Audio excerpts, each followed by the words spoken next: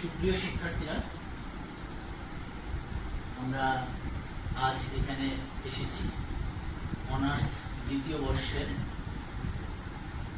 Computer programming, যেটাকে আমরা কোর্সের নামটা হচ্ছে প্রোগ্রামিং ফান্ডামেন্টালস, ইম্পর্ট্যান্ট একটা কোর্সের একটা পার্টিকুলার টপিক নিয়ে আলোচনা করার উদ্দেশ্যে আমরা সেকেন্ড ইয়ারের কয়েকটা ক্লাস হয়েছে। প্রোগ্রামিং এর এটাই হলো প্রথম ক্লাস। আমরা ফরট্রান প্রোগ্রামিং এর, যদিও বলা আছে কোর্সের নামে আমাদের programming fundamentals, that means programming এর বেসিক জিনিসগুলো নিয়ে আমরা এখানে ডিসকাশন করব। কয়েকটা থিওরিটিক্যাল ক্লাস করানোর পরে আমরা তারপরে প্রোগ্রামিং যাব। স্পেশালি আমরা এখানে ফরট্রান প্রোগ্রামিং নিয়ে আমরা আলোচনা করব। একটা পার্টিকুলার ল্যাঙ্গুয়েজ প্রোগ্রাম, সফটওয়্যারটার নাম হচ্ছে ফরট্রান। এই ফরট্রানের আমরা যদি একটু ইলাবোরেশন করি ফরট্রানকে, আমরা এটাকে লিখতে পারি ফরট্রান, FORTRAN। দেখতে পাচ্ছেন এই শব্দটার মধ্যে দুটো ভাগ রয়েছে। FORTRAN, for means formula, formula, FORMULA, formula. আর tran means translation, translation. That means formula ট্রান্সলেশনের জন্য আমরা স্পেশালি আমরা এই সফটওয়্যারটা ইউজ করে থাকি। আমরা যে কোনো গাণিতিক প্রবলেমগুলোকে এই ফরট্রান প্রোগ্রামিংয়ের মাধ্যমে খুব সহজভাবে আমরা সলভ করতে পারি, যার জন্য আমরা যারা ম্যাথসের স্টুডেন্ট রয়েছি, ফিজিক্স বা এইসব সাবজেক্টগুলো, তারা এই প্রোগ্রামিংটাকে শিখতে হবে। তো আমরা আজকে ফরট্রান প্রোগ্রামিংয়ের বেসিক কিছু জিনিস নিয়ে আলোচনা করব। ফরট্রান একটা অনেক পুরনো একটা সফটওয়্যার ল্যাঙ্গুয়েজ প্রোগ্রাম। ফরট্রান 77 দিয়ে তার যাত্রা শুরু। Fortran 77, Fortran 77। পরবর্তীতে এর অনেকগুলো ভার্সন এসেছে। এখন আমরা যে ফরট্রান করিয়ে থাকি তোমাদেরকে, এটা হচ্ছে উইন্ডো বেসড, উইন্ডোজ 1995 বা পরে যে ভার্সনগুলো রয়েছে, সেখানে ফরট্রান 77-এ আমাদের যে সমস্ত লিমিটেশনসগুলো ছিল সেগুলো অনেকটাই এখানে সলভ হয়েছে, অনেকটা ইউজার ফ্রেন্ডলি হয়েছে, আমাদের রেস্ট্রিকশন অনেকটা আগে থেকে কমেছে। তো আমরা ফরট্রান 77 শুরু করার আগে ফরট্রান 77 একটা হিস্ট্রিও রয়েছে। আমরা অন্য কোনো একটা ক্লাসে ফরট্রানের হিস্ট্রি নিয়ে, কম্পিউটারের বেসিক্স জিনিসগুলো নিয়ে আমরা আলোচনা করব। আজকে আমরা যে টপিকগুলো নিয়ে আলোচনায় যাব তার মধ্যে রয়েছে, প্রথমে রয়েছে ক্যারেক্টার সেট, দেন ভ্যারিয়েবলস আর variable names, Fortran operator, rules for writing Fortran statement, operators and operation, precedence of operation। এই কয়েকটা টপিক নিয়ে আমরা আলোচনা করার চেষ্টা করব। তাহলে আমরা প্রথমে যাচ্ছি হলো ক্যারেক্টার সেট নিয়ে। Character set, character set, character set. Character বলতে আমরা সাধারণত ডিজিট, অ্যালফাবেট এগুলো বুঝতে হবে। ক্যারেক্টার সেট, ফরট্রানে কোন কোন ক্যারেক্টারগুলোকে আমরা ইউজ করতে পারবো। যেমন প্রথমে আমরা যেটা করতে হবে সেটা ডিজিট। আমরা এটাকে বলছি হলো ডিজিট, DI, ডিজিটস। আমরা জানি 0 থেকে 9 পর্যন্ত 10টি ডিজিট রয়েছে। 0, 1, 2, 3, 4, 5, 6, 7, 8, 9। এই 9টা ডিজিটকে আমরা ফরট্রানে ইউজ করতে পারবো। 10টা ডিজিটকে আমরা ফরট্রানে ইউজ করতে পারবো। আর আমরা ইউজ করতে পারবো হলো, আমরা এটা বলি হলো আলফাবেট।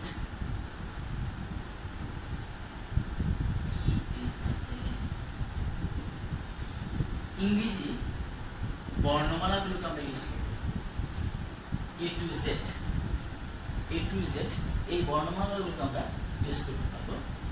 আর আমরা কিছু স্পেশাল ক্যারেক্টার রয়েছে, সেই স্পেশাল ক্যারেক্টারগুলো বা সিম্বলগুলোকে আমরা ইউজ করি। এই সিম্বলগুলোর মধ্যে হতে পারে সিম্বল, এর মধ্যে হতে পারে plus, uses for addition, then minus, uses for subtraction, multiplication, asterisk sign, multiplication মানে গুণনের জন্য আমরা এটা ইউজ করতে পারবো, slash, division for integer division আমরা ইউজ করতে পারবো, then comma, full stop, equal sign, dollar sign, string, single inverted comma, এই সিম্বলগুলোকে আমরা ফরট্রান ক্যারেক্টার সেট হিসেবে ইউজ করতে পারি। ব্ল্যাঙ্ক স্পেসকেও আমরা ফরট্রানে ইউজ করতে পারবো। ব্ল্যাঙ্ক স্পেসকে একটা ক্যারেক্টার হিসেবে ফরট্রান ফর্মুলায় নেওয়া হয়। তাহলে আমি আবার বলছি কি কি ইউজ করতে পারবো, 0 to 9 এই 10টা ডিজিট, A to Z এই অ্যালফাবেটগুলো, whatever it may be lower case or upper case, আমরা বড় হাতের থেকেও নিতে পারবো, ছোট হাতের অক্ষর থেকেও লিখতে পারবো। যে সিম্বলগুলো আমরা ফরট্রানে ক্যারেক্টার সেট হিসেবে ইউজ করতে পারি তার মধ্যে রয়েছে প্লাস, প্লাস সিম্বলটার নাম, এটা ইউজ করি আমরা হলো এডিশনের জন্য, যোগফলের জন্য, মাইনাস সাবট্রাকশনের জন্য আমরা এই সিম্বলটা ইউজ করতে পারবো, অ্যাস্টেরিস্ক সাইন এটাকে আমরা বলি মাল্টিপ্লিকেশন, গুণের জন্য আমরা এই সিম্বল ইউজ করতে পারবো, এটা আমরা ডিভিশন, ইন্টিজার ডিভিশনের জন্য আমরা এই সিম্বলটা ইউজ করব, প্যারেন্থিস গ্রুপিং এর জন্য আমরা প্যারেন্থিসটা আমরা ইউজ করতে পারবো, ডলার সাইন স্পেশাল ক্যারেক্টার হিসেবে ইউজ করতে পারবো, ফুল স্টপ ইউজ করতে পারবো, ইকুয়াল চিহ্ন ইউজ করতে পারবো, কমা ইউজ করতে পারবো, স্ট্রিং ইউজ করতে পারবো, বা সিঙ্গেল ইনভার্টেড কমা আমরা যেটা বলছি আমরা স্ট্রিং ইউজ করতে পারবো। তাহলে ফরট্রানে আমরা এই ক্যারেক্টারগুলোকে আমরা ইউজ করতে পারি।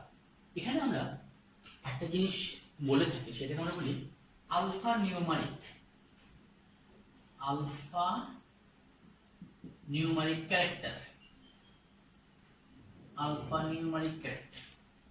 দ্যাট মিন্স এখানে আলফাবেটও থাকবে, নিউমারিক ডিজিটও থাকবে। দ্যাট মিন্স এ থেকে জেড থাকতে পারে, 0 থেকে 9 থাকতে পারে, এরকম আলফা নিউমারিক ক্যারেক্টার আমরা ফরট্রানের ক্যারেক্টার হিসেবে ইউজ করতে পারব। শিক্ষার্থীরা, ক্যারেক্টারগুলো আমাদের পরিচিত হয়ে গেল। আমরা এখন যাব হলো ফরট্রান ভ্যারিয়েবলস। ভ্যারিয়েবলস, ভ্যারিয়েবলস তোমাদের অতি পরিচিত একটা শব্দ। ভ্যারিয়েবলস আমরা জানি ভ্যারিয়েবলস কাকে বলে। আমরা প্রোগ্রামিং এর ক্ষেত্রে গিয়ে ভ্যারিয়েবলস বলতে অ্যাকচুয়ালি আমরা বুঝে থাকি কম্পিউটারের মেমোরি লোকেশন, অর্থাৎ স্টোরেজ লোকেশন, যেটা যেই জায়গাটার মধ্যে, যেই লোকেশনের মধ্যে আমরা ডাটাকে স্টোর করে রাখছি, সেটাকে আমরা বলছি হলো স্টোরেজ লোকেশন অর ভ্যারিয়েবলস, এবং সেই নামটাকে আমরা বলছি হলো variable names. That means memory element, variables এখানে মেমোরি এলিমেন্ট।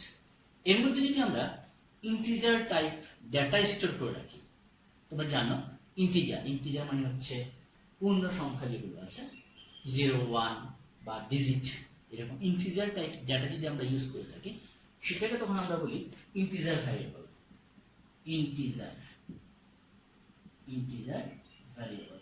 যদিও আমরা পরবর্তীতে কোনো একটা ক্লাসে আমরা ডেটা স্ট্রাকচার, ডেটা টাইপ নিয়ে আমরা আলোচনা করব, ফরট্রানে আমরা কি কি ডেটা ইউজ করতে পারি, সেখানে এই জিনিসগুলো আমাদের আবার ডিটেইলস চলে আসবে। Integer variable. আর যদি কোনো ভ্যারিয়েবলকে আমরা রিয়েল ডাটা ইউজ করে থাকি, রিয়েল ডাটা সেখানে আমরা স্টোর করে রাখি, রিয়েল ডাটা যেটাকে আমরা বলছি, তাহলে সেটাকে আমরা বলবো রিয়েল ভ্যারিয়েবলস। রিয়েল ভ্যারিয়েবলস,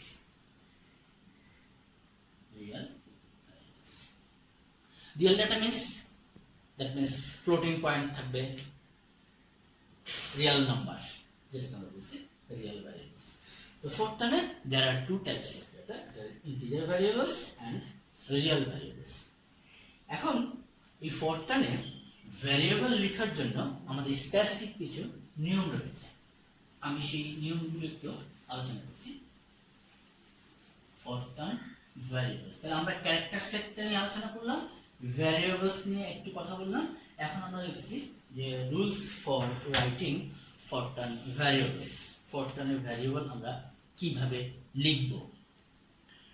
আমরা যদি ফরটার্ন 77 এর অ্যাসপেক্টে কথা বলি, ফরটার্ন 77 অ্যাসপেক্টে কথা বলি, আমরা বেসিক সেটাকে ধরে নিচ্ছি।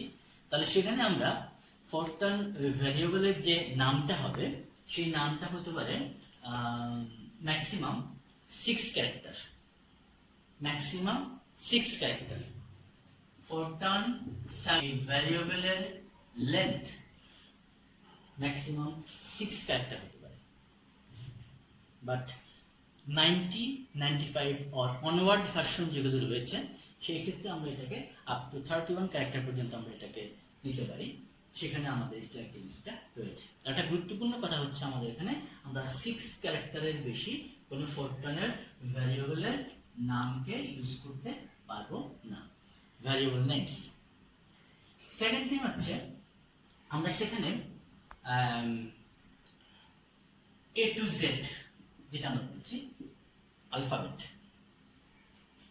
আর স্মল a to Z, আমরা আগেও বলেছি যে আপার কেস লোয়ার কেস এটা আমাদের আমরা যে কোনোটাকে ইউজ করতে পারবো। আর দ্যাট মিন্স অ্যালফাবেটগুলোকে ইউজ করতে পারবো, ডিজিটকে ইউজ করতে পারবো। ডিজিট 0 to 9, অ্যালফাবেট, ডিজিট আমরা ইউজ করতে পারবো ফরটার্নে ভ্যারিয়েবল নেম হিসাবে। মনে রাখতে হবে যদি ফরটার্ন 77 করতে থাকি আমরা তাহলে 6 ক্যারেক্টার হবে ম্যাক্সিমাম ভ্যারিয়েবলের লেন্থ। আর যদি 90 অথবা 95 ভার্সনে আমরা যাই, 90 অর 95 ভার্সনে, তাহলে আমরা এখানে আপ টু 31 ক্যারেক্টার পর্যন্ত আমরা এখানে লিখতে পারবো। ব্ল্যাঙ্ক স্পেসকে ফরটার্ন একটা ক্যারেক্টার হিসাবে ধরে নেয়। এখানে আরেকটা গুরুত্বপূর্ণ জিনিস তোমাদের মনে রাখতে হবে, সেটা হচ্ছে হলো variable name should be started with a alphabet, with an alphabet, with an alphabet, অর্থাৎ variable name যেমন ঢাকা, এটা একটা ফরটার্নের ভ্যালিড ভ্যারিয়েবল নেম। আমাদের যে কথাটা ছিল যে maybe 6 character in aspect of FORTRAN 77, এখানে আমার 5টা ক্যারেক্টার রয়েছে। ক্যারেক্টারগুলো হচ্ছে আলফাবেটিক ক্যারেক্টার। তাহলে এটা একটা ফরটার্নের valid variable name.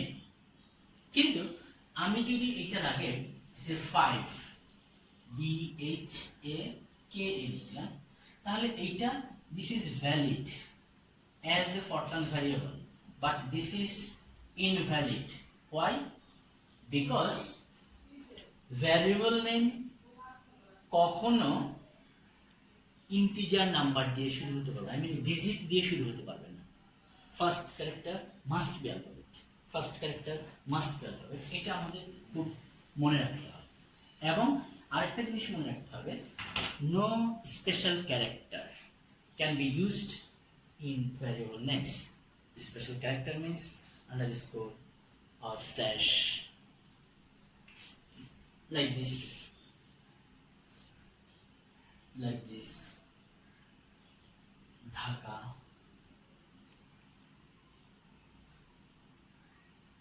5T, 5B. This is valid. This is valid as a variable name. But if in U static 3, this is invalid. This is valid, but this is invalid. Why? Because there is a special sign, static sign is used in here. Static. Multiplication এর জন্য আমরা এই সিম্বলটা use করে থাকি, এরকম কোন সিম্বলকে আমরা ফরটার্নের variable নামের সাথে আমরা ইউজ করতে পারবো না। আর A dot B, it is not allowed. Invalid. Or A plus B, invalid. These types of variable name in aspect of Fortran is totally invalid. So students, আমাদের খুব কেয়ারফুলি ভ্যারিয়েবলের নামটা কিভাবে লিখতে হবে তা আমাদেরকে বুঝতে হবে। তোমরা যে কোনো বই, সামস আউটলাইন সিরিজের বই রয়েছে ফরট্রান 77 এর উপর, সেই বইটাকে ধরে তোমরা যদি একটু অগ্রসর হতে থাকো তাহলে তোমরা এগুলো ডিটেলস সেখানে পাবে, বিস্তারিত আলোচনা করা আছে। আমরা এখানে যেটুকু বললাম, বাকি যদি কোনো গ্যাপ থেকে থাকে তোমরা সেটা সেখান থেকে নিতে পারবে। এরপরে আমরা যাচ্ছি হলো তাহলে ভ্যারিয়েবলস এবং rules for writing Fortran variables. ভ্যারিয়েবলের নাম কিভাবে লিখতে হয় সেটাও আমরা আলোচনা করেছি। এখন আমরা যাচ্ছি ফরট্রান অপারেটর।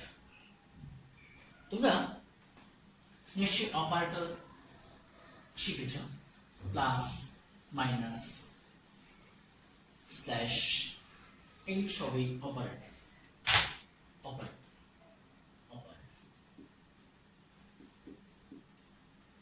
আমরা জানি অপারেটরের কাজ হচ্ছে অপারেটরের সামনে যে ফাংশনটা থাকবে বা যে ভ্যারিয়েবলটা থাকবে তার উপর কাজ করে সে নতুন ভ্যালু প্রডিউস করবে।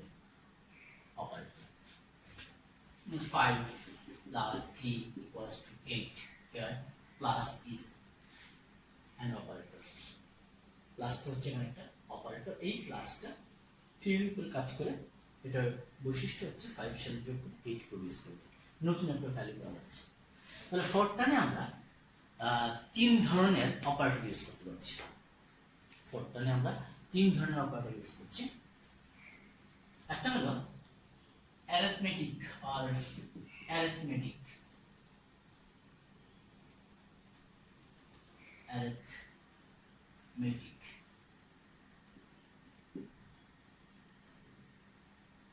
relational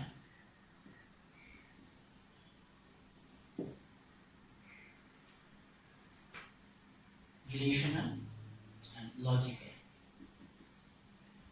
mathematical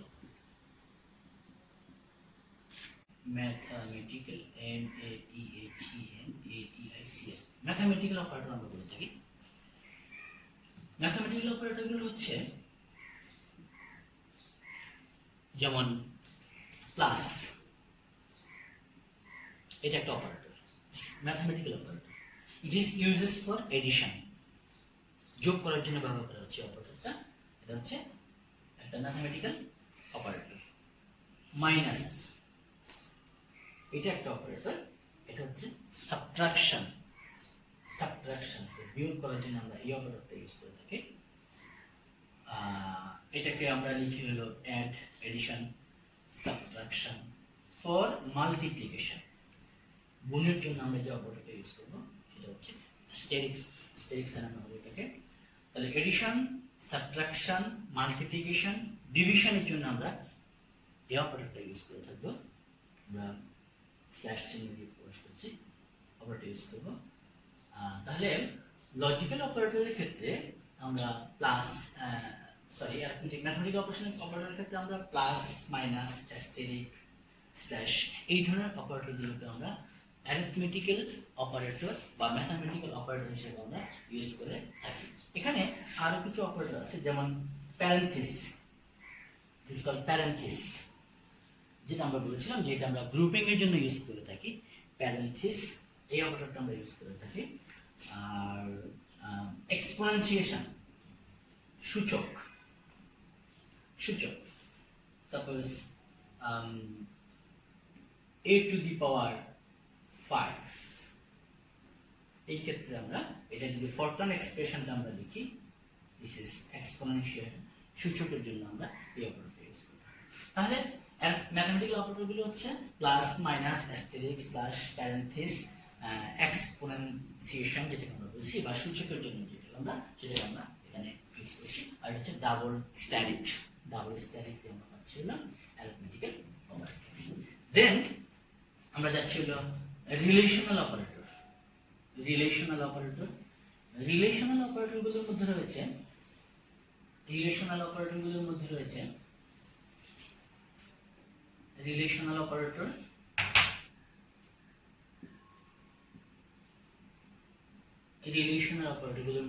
আমাদের গ্রেটার দেন, যেটাকে আমরা প্রকাশ করি হলো জি টি গ্রেটার ফরট্রান আমরা expression GT less than LT greater than less than greater or equal to Fortran expression আমরা এভাবে লিখি less than or equal to greater than less than greater or equals to less or equals to এই ধরনের সিম্বলগুলোকে আমরা ফরট্রানে relational operator হিসেবে আমরা use করছি আমরা আরেকটা সিম্বল আমরা এখানে ইউজ করতে পারি ইকুয়াল টু এটা একটা রিলেশনাল অপারেটর ইকুয়াল টু এটা একটা রিলেশনাল অপারেটর একটা রিলেশনাল অপারেটর হতে পারে not equal to relational operator equal to EQ এটা হলো যদি নিচে লিখে দেবে less or equals to এটাকে LQ less or equal not equal okay then relational operator ক্ষেত্রে রিলেশনাল অপারেটর পর আমাদের আসছিল logical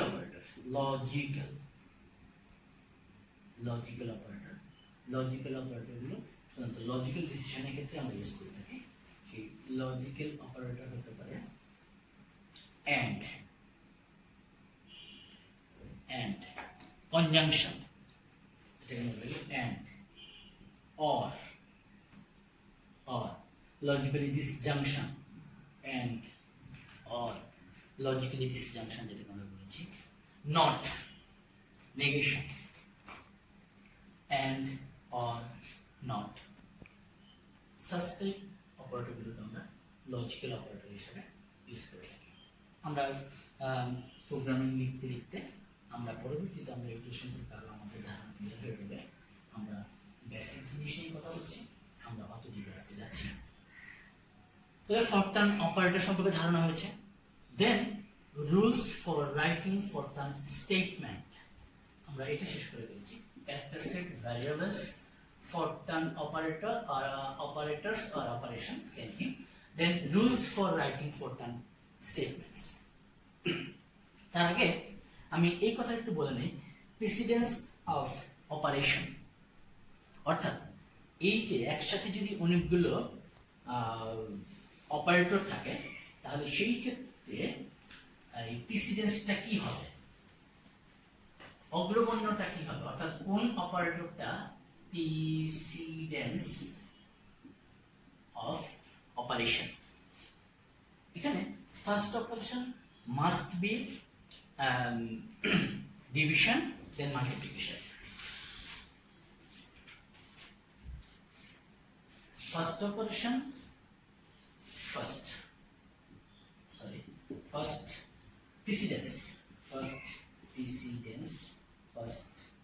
precedence First precedence should be exponentiation. Shuchok. Second precedence, it must be division and multiplication. Second precedence must be multiplication and division. That means multiplication then division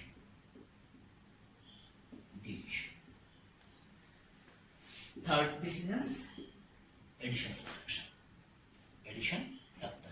that means প্রথম হবে পাওয়ার সূচকের কাজ দেন গুণের কাজ ভাগের কাজ থার্ড precedence আসবে হলো plus minus addition and subtraction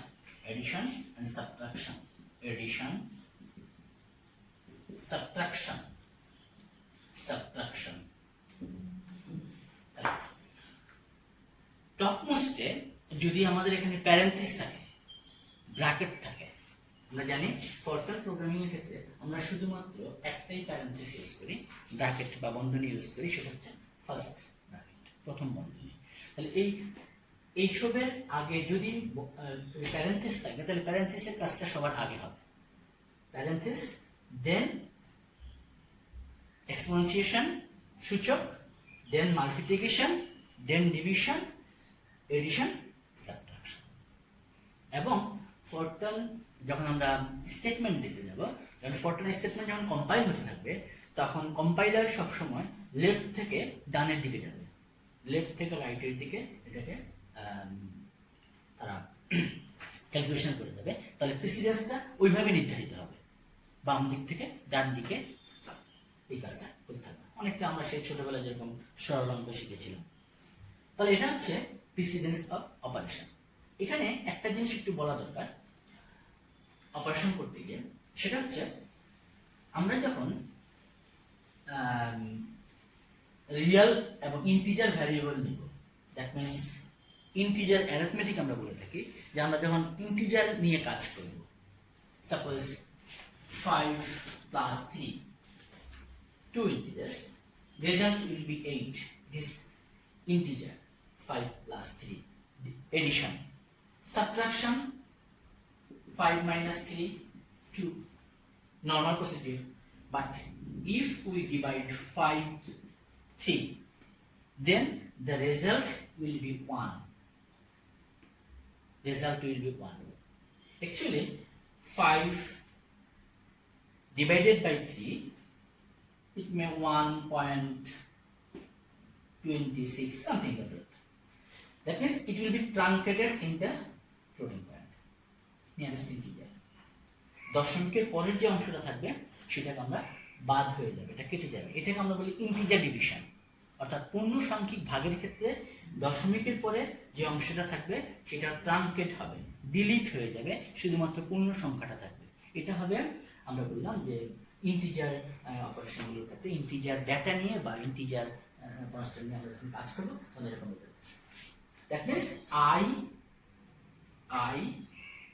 by J. Okay, একটা কথা আমরা বলে নিই, আমি এখন একটু রিপিট করছি, সেটা হচ্ছে আমরা যখন ভ্যারিয়েবলের নাম লিখেছিলাম, rules for writing Fortran variables, সেখানে আমরা যে নিয়মগুলির কথা বলেছিলাম সেখানে আরেকটু আমি সংযোজন করতে চাই। সেটা হচ্ছে হলো কোনো ভ্যারিয়েবলের নাম যদি, একটু মনোযোগ, কোনো ভ্যারিয়েবলের ইনিশিয়াল লেটার যদি I, J, K, L, M, N দ্বারা শুরু হয়, তাহলে সেই ভ্যারিয়েবলটা যেই রকম ডেটাকে ইন্ডিকেট করবে সেটার নাম হবে ইন্টিজার ভ্যারিয়েবল। অর্থাৎ ওই ভ্যারিয়েবলের মধ্যে বা ওই মেমোরি লোকেশনের মধ্যে আমি শুধুমাত্র ইন্টিজার টাইপ ডেটাকেই সেখানে স্টোর করতে পারি। I, J, K, L, M, N, this is like it. I divided by J, result will be an integer, not a real number. কোনো পূর্ণ সংখ্যাকে অন্য কোনো পূর্ণ সংখ্যা দিয়ে ভাগ করলে ভাগফল একটা পূর্ণ সংখ্যায় আসবে, এটা ইন্টিজার ডিভিশনের ক্ষেত্রে। তাহলে সেই ক্ষেত্রে আমরা ভ্যারিয়েবলটাকে যেভাবে ইন্ডিকেট করব সেটা হবে ইন্টিজার ভ্যারিয়েবল, ইন্টিজার ভ্যারিয়েবল। আর অন্য যেগুলো রয়েছে I, J, K ছাড়া A, B etc. except I, J, K, L, M, N, all are variables. যদি স্টার্টিংটা যদি অন্য ক্যারেক্টারগুলো থাকে তাহলে সেই ধরনের ভ্যারিয়েবলকে আমরা বলবো রিয়েল ভ্যারিয়েবল, রিয়েল ভ্যারিয়েবল। যেমন আমি যদি এইটাকে এইভাবে করতে চাই, 5 plus 3, that is real data, real constant, 5 plus 3, that means real constant, 8. Same 4, 5 slash 4, it will be 1.2, আমরা যদি 5 কে ভাগ করি তাহলে 4 4 4 1 0 2 8 205, that means 1.25। এখানে আমরা সেই রিয়েল ডেটাটাকে পাবো, কারণ এটা আমরা রিয়েল ফিল্ডে আছি এবং আমাদের এই ডেটাটা হচ্ছিল রিয়েল ডেটা। শিক্ষার্থীরা, তাহলে আমরা এই নতুন যে দুটো শব্দ শিখলাম সেটা হলো রিয়েল ভ্যারিয়েবল আর একটা হচ্ছে ইন্টিজার ভ্যারিয়েবল। রিয়েল ভ্যারিয়েবল কখন হবে? যদি সেই ভ্যারিয়েবলের নামটা ইনিশিয়াল ক্যারেক্টারটা যদি I J K L M N দিয়ে শুরু হয় তাহলে সেটা হবে রিয়েল ভ্যারিয়েবল। আর যদি এই 6টা ছাড়া অন্য যে কোনো ক্যারেক্টার দিয়ে শুরু হয়, ক্যারেক্টার বলতে অ্যালফাবেট দিয়ে শুরু হয়, তখন সেটাকে আমরা বলবো হলো রিয়েল ভ্যারিয়েবল। নাও আমরা যাচ্ছি হলো rules for writing Fortran statement.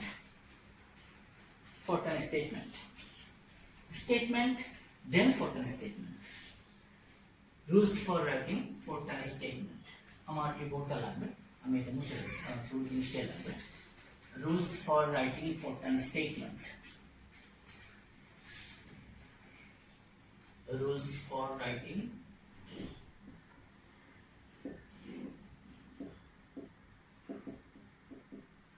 Rules for writing Fortran statement। এখানে আমাদের খুব জরুরি কিছু ব্যাপার রয়েছে, সেটা হলো স্টেটমেন্ট আমাদের বুঝতে হবে, then Fortran statement, then rules for writing statement. আমরা স্টেটমেন্ট নিয়ে বিস্তারিত ক্লাসে আসবো, হয়তো পরবর্তী ক্লাসে আসবো, তবুও আমরা একটু আলোচনা করে যাচ্ছি। Statement is some kind of instructions নির্দেশনা which is written by sequentially and systematically, which instructs the compiler। Statement হচ্ছে যেটা কম্পাইলারকে কোনো নির্দেশনা দেবে। সেই কম্পাইলার, নতুন শব্দ হতে পারে তোমাদের কাছে কম্পাইলার, সেই কম্পাইলারকে ইনস্ট্রাকশন দিবে স্টেটমেন্ট। আমরা ফান্ডামেন্টাল অফ ম্যাথমেটিক্সে আমাদের সেখানে ছিল স্টেটমেন্ট, প্রপোজিশন, সবগুলো আমরা সেখানে পড়েছি। তা আমি আবার বলছি যে systematic and sequentially instructions which instructs the compiler, যেটা কম্পাইলারকে ইনস্ট্রাকশন দেয়। কম্পাইলার কি করবে, এটা এক্সিকিউট করবে কি করবে না, প্রোগ্রামটা কি করবে, সেটা ইনস্ট্রাকশন দেয়, সেটা হচ্ছে স্টেটমেন্ট। তাহলে এই ফরট্রান স্টেটমেন্ট আমরা কিভাবে লিখবো, লেখার নিয়মটাকে আমরা যদি, আমার কাছে এখন ল্যাপটপ থাকলে বা কম্পিউটার থাকলে আমি দেখাতে পারতাম, তবুও আমরা থিওরিটিক্যালি বলছি। আমরা ফরট্রান স্টেটমেন্ট লিখতে গিয়ে আমরা যখন কম্পিউটারকে অন করব তখন আমাদের সামনে একটা স্ক্রিন আসবে, কম্পিউটারের স্ক্রিন আসবে।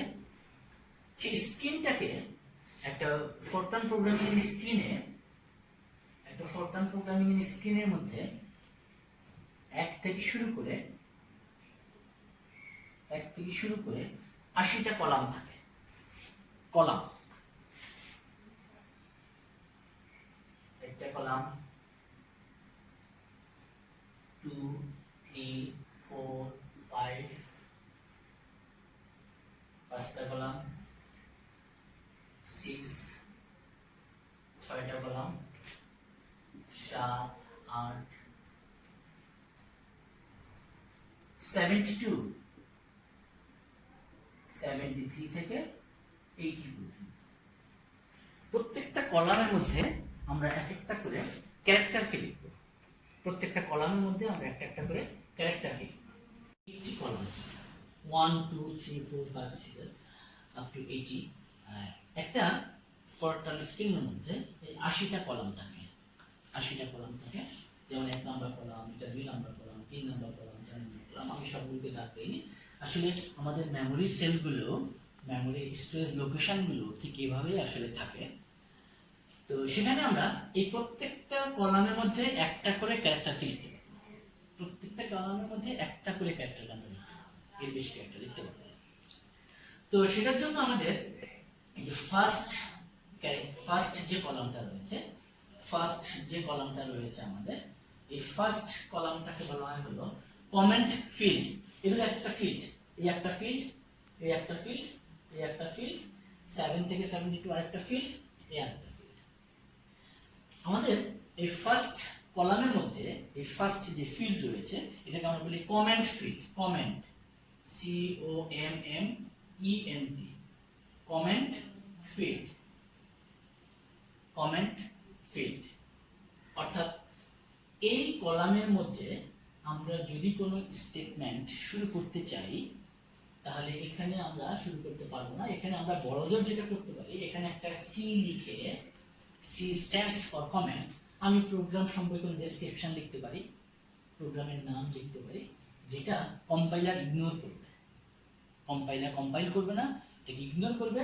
তাহলে ফার্স্ট কলামটা শুধুমাত্র কমেন্ট ফিল্ড হিসেবে ইউজ করা যাবে। সি বা অন্য কোনো ক্যারেক্টার লিখে সেখানে আমি যদি সামনে যাই লিখতে চাই, এই এভাবে লিখে যাই, তখন এটা কিন্তু ইগনোর করবে। আমরা যখন স্ক্রিনটা দেখবো তখন কিন্তু স্ক্রিনে আসলে এরকম বোঝা যাবে না যে এটা কমেন্ট ফিল্ড, এটা লেভেল ফিল্ড। কিন্তু আমরা যখন কার্সর দেখবো তখন কার্সর আমাদেরকে ইন্ডিকেট করবে কত নম্বর কলামের মধ্যে আমি লিখছি, সেটা আমাদেরকে। আমি ফরটান 7 অ্যাসপেক্টে কথাটা বলছি। সেকেন্ড থিং হচ্ছে 2 থেকে 5। অ্যাকচুয়ালি 2 থেকে 5 না বলে আমরা 1 থেকে 5 বলতে পারি। এটাকে আমরা বলছি হলো level field. Level field, level ফিল্ডটা হচ্ছে আমি যদি কোনো ইনস্ট্রাকশনকে বা কোনো স্টেটমেন্টকে আমি অন্য কোনো বাই ফোর্স বা কোনোভাবে আমি অন্য কোনো লাইনের মধ্যে নিয়ে যেতে চাই, ফরটানে প্রত্যেকটা লাইন একটা স্টেটমেন্টকে ইন্ডিকেট করে। যে কোনো নতুন স্টেটমেন্ট নতুন লাইন থেকে শুরু করতে হবে, এটাই নিয়ম। এবং ফার্স্ট লাইন একটা মাত্র স্টেটমেন্টকে লিখে নেবে। যদি এই স্টেটমেন্টকে আমার আবার কোথাও যদি আবার এক্সিকিউট করা লাগতে পারে, তখন আমরা একটা লেভেল নাম্বার ইউজ করি। Level number. তাহলে এটা আমি 1 থেকে 5 নম্বর কলামের মধ্যে এটা লিখতে পারবো। এটাকে বলা হচ্ছে level field. It must be level field unsigned positive number. অর্থাৎ ধনাত্মক পূর্ণ সংখ্যা হবে। 1 থেকে 5 এর মধ্যে ম্যাক্সিমাম 5 ডিজিট, 5 ডিজিটের মধ্যে ধনাত্মক পূর্ণ সংখ্যা লিখতে হবে। মাইনাস আনসাইন্ড কথাটার অর্থ হচ্ছে মানে কোনো চিহ্ন থাকবে না, পূর্ণ সংখ্যা হবে এবং কোনো সংখ্যাকে রিপিটেশন করা যাবে না। অর্থাৎ লেভেল নাম্বার, একাধিক লেভেল নাম্বারকে আমরা রিপিট করতে পারবো না, একটাই লেভেল আমাদের থাকবে সেখানে। তাহলে 1 থেকে 5 পর্যন্ত এই যে ফিল্ডটা রয়েছে, এই ফিল্ডটাকে আমরা বলছি হলো লেভেল ফিল্ড। এখানে আমরা লিখবো unsigned integer, positive integer and maximum 5 digit. It may be 2 digit or 3 digit or 4 digit, whatever you like. Say 44 level number. And 6 is called continuation field. Continuation field হচ্ছে 6 কলাম। আমরা ফরটানে যে character সেটগুলোকে use করেছিলাম, 0 ব্যতীত যে কোনো ক্যারেক্টারকে আমরা এখানে continuation ফিল্ডে লিখতে পারি। কেন লিখব? আমরা বলেছিলাম যে ফরটানে যে কোনো স্টেটমেন্টকে একটা নতুন লাইন থেকে শুরু করতে হবে। তাহলে এমন কোনো স্টেটমেন্ট যদি থেকে থাকে যে সেটা আমি এক লাইনের মধ্যে শেষ করতে পারছি না, একটা রোয়ের মধ্যে শেষ করতে পারছি না, তখন আমি ওটার কন্টিনিউশন বা ধারাবাহিকতার জন্য এই 6 কলামের মধ্যে যদি আমি অন্য যে কোনো 0 ব্যতীত অন্য যে কোনো ক্যারেক্টার সেট যেটা রয়েছে ফরটানে, সেটা লিখে আমি যদি কন্টিনিউশন করে যাই, তাহলে এই দুটো লাইনকে বা 3টা লাইনকে কম্পাইলার একটা স্টেটমেন্ট হিসেবে মনে করবে, একটা স্টেটমেন্ট হিসেবে ট্রিট করবে। তাহলে কন্টিনিউশন ফিল্ডের কাজ হচ্ছে যে স্টেটমেন্টকে মানে কন্টিনিউয়াস রাখার জন্য কন্টিনিউশন ফিল্ডের মধ্যে 0 ব্যতীত অন্য যে কোনো একটা ক্যারেক্টারকে আমি ফরটান ক্যারেক্টার সেটের মধ্যে দিয়ে যে একটা ক্যারেক্টারকে আমি এখানে ইউজ করব। এরপরে 7 থেকে 72 ইনক্লুসিভ, অর্থাৎ 7 থেকে 72 হচ্ছে আমার অ্যাকচুয়াল ফিল্ড, যেটাকে আমরা বলছিল স্টেটমেন্ট ফিল্ড। যেই ফরটান স্টেটমেন্ট আমরা লিখব সেই ফরটান স্টেটমেন্ট ফিল্ড হচ্ছে 7 to 72, অর্থাৎ ইনক্লুসিভ। 7 নম্বর কলাম থেকে শুরু করে 72 নম্বর কলামের মধ্যে সিস্টেমেটিক ওয়েতে যে নিয়মে আমরা ফরটানের স্টেটমেন্ট লিখব, আমরা নিয়মগুলো শিখব পরবর্তীতে, সেই নিয়মে আমরা 7 থেকে 72 এর মধ্যে আমরা ফরটান স্টেটমেন্টগুলোকে লিখব এবং এটা কম্পাইলার এটাকে কম্পাইল করবে, এক্সিকিউট করে আমরা সেটাকে আউটপুট দেব। 7 to 72 ফরটান 7 অ্যাসপেক্টে আমি কথা বলছি। এরপরে 73 থেকে 80 পর্যন্ত, 73 থেকে 80 পর্যন্ত যে ফিল্ডটা রয়েছে এটাকে আমরা বলছি হলো ইগনোরেশন ফিল্ড। ইগনোরেশন ফিল্ড, অর্থাৎ এই ফিল্ডটাকে আমরা এখানে আমরা যাই লিখি না কেন কম্পাইলার এটাকে ইগনোর করবে, এটা কম্পাইল করবে না, এটাকে সেই স্টেটমেন্ট হিসেবে ধরে নেবে না। এটা আমি কোনো কমেন্ট হিসেবেও দেখতে পারি, বা আমার যদি প্রয়োজন হয় আমার প্রোগ্রামিং এর স্বার্থে নিজের বোঝার স্বার্থে কিছু লিখে দরকার, সেটা আমি ইগনোরেশন ফিল্ডের মধ্যে লিখে রাখতে পারি। ডিয়ার স্টুডেন্টস, তাহলে এই 1 থেকে 80 কলাম অর্থাৎ স্ক্রিনের মধ্যে আমরা এই 80টা কলামের মধ্যে আমাদের ফরট্রান স্টেটমেন্টগুলোকে এই নিয়মগুলো মেনে আমাদেরকে লিখতে হবে। এখন ফরট্রান স্টেটমেন্ট লিখতে গেলে এই 5টা ফিল্ড সম্পর্কে ক্লিয়ার কনসেপশন থাকতে হবে। আমি আবার বলছি, comment field, label field, continuation field, statement field, ignoration field. এখন স্টেটমেন্ট, যেটা আমরা বলেছিলাম যে স্টেটমেন্ট যে basic unit of a program. Statement যে কোনো প্রোগ্রামিং এর ক্ষেত্রে স্টেটমেন্ট হচ্ছে একটা একেবারে basic unit. There are several types of statement. বিভিন্ন রকমের স্টেটমেন্ট রয়েছে, তার মধ্যে মেজর যদি আমরা যেটা বলতে চাই, আমরা একটাকে বলি হলো এক্সিকিউটেবল স্টেটমেন্ট, আর একটা হচ্ছে নন executable statement. Executable statement, non executable statement. Executable statement, non executable statement.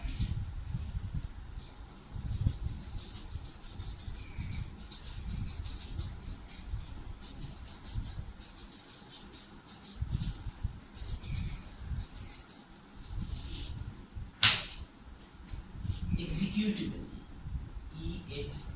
executable statement. Another one is non-executable statement.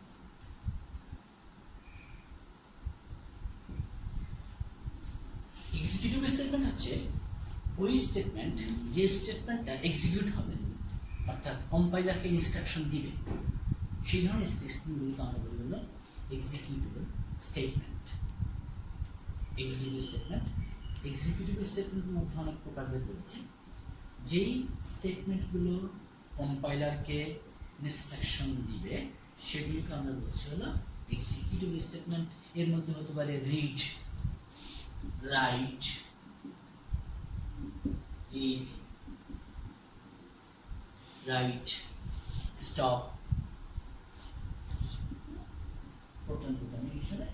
Executable statement. আর নন এক্সিকিউটেবল স্টেটমেন্ট হচ্ছে যে স্টেটমেন্টগুলো শুধুমাত্র কম্পাইলারকে ইনফর্ম করবে বাট did not execute.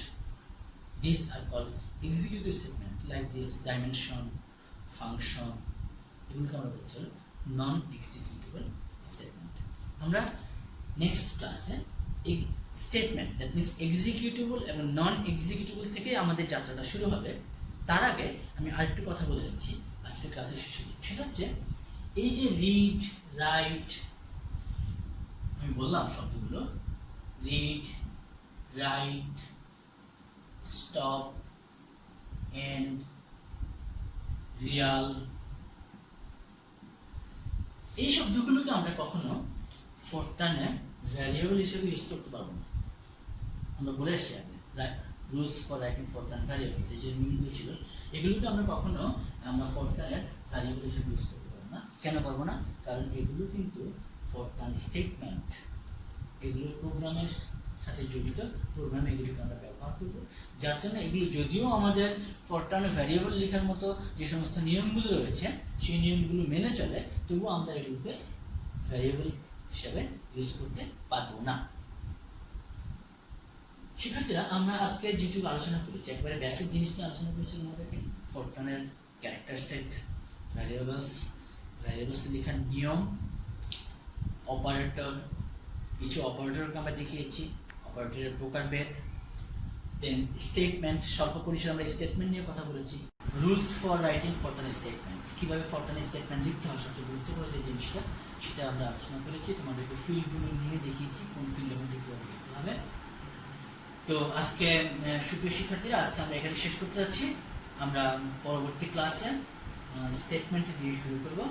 বিভিন্ন ধরনের লাইব্রেরি ফাংশন রয়েছে, ইন্টিএসি ফাংশন রয়েছে, ফাংশনগুলো নিয়ে কথা বলবো। তো ততক্ষণ পর্যন্ত তোমরা ভালো থাকো, সুস্থ থাকো, স্বাস্থ্যবিধি মেনে চলো, নিরাপদ দূরত্বে থাকো, বাসায় থাকো। ধন্যবাদ সবাইকে।